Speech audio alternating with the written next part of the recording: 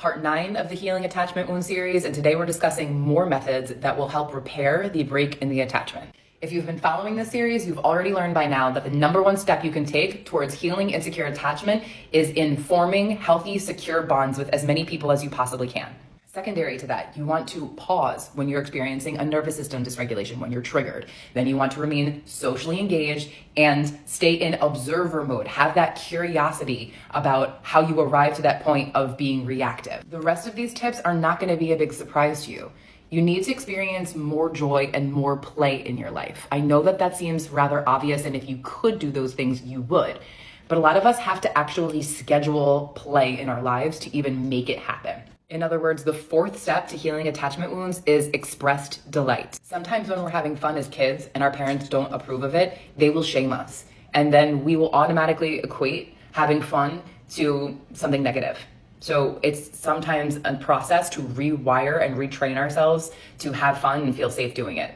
The fifth step is simply self-development.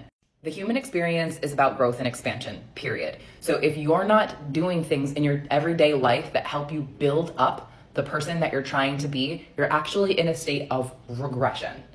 The sixth step is going to be boundary work. People that have an avoidant attachment are over-exercising their boundaries, whereas people who have an anxious attachment have very loose boundaries. So avoidants get to exercise the practice of safely exploring, having more intimacy at a pace that they are comfortable with. This practice is called titration, and you only work your way up at the rate that feels safe to you. For people who have an anxious attachment, you're going to want to be more firm with your boundaries.